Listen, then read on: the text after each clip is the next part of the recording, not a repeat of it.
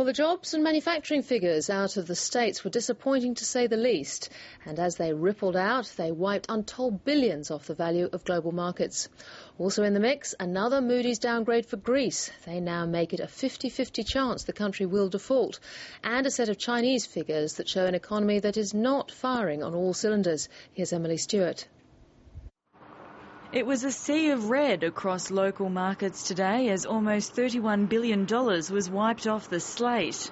The All Ordinaries closed down 2.2% and the Aussie dollar also took a hit in the past 24 hours, dropping more than a cent to $1.06 at the local close. The fall in the markets was largely due to a slump in Wall Street overnight. No surprise that given the experience in markets since the GFC, when we do get a shift to negative sentiment, investors tend to sell first and then ask questions later. And that's what we're seeing across the boards today. We're looking at every sector being in the red. The Dow Jones Industrial Average and the S&P 500 fell more than 2% overnight, and economic data weighed on US sentiment.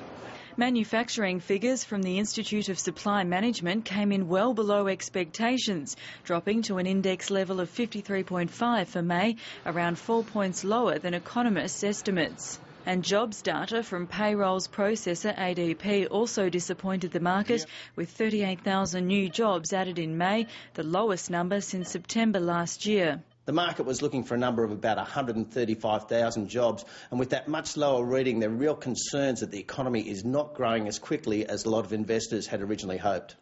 And with QE2 to end this month, some economists are cutting their estimates for second quarter growth.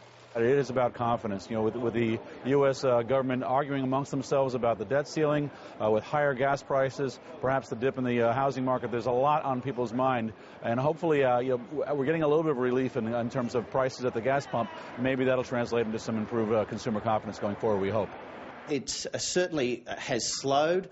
The question we were asking 12 months ago is there a global recovery coming through? The question that we're asking now is, what is the pace of that recovery? I don't think we've seen a stalling. We've just seen a bit of a cooling. It could well pick up again very soon. But it's not just woes in the US affecting the Australian markets. Another Greek downgrade has also weakened sentiment as the European community struggles to come up with a long-term solution. The latest idea is a €70 billion stabilisation fund. We're very concerned about the debt situation in Europe. It doesn't look as if there'll be a resolution anytime soon, particularly as it's now moved into the political rather than purely economic sphere. But the big driver for Australia has been the growth in China and India and other emerging nations. That reading on manufacturing we saw in China yesterday did not help the situation in Australia. European and IMF officials are currently working on an assessment of Greece's public accounts, and Euro finance ministers may meet as early as next week.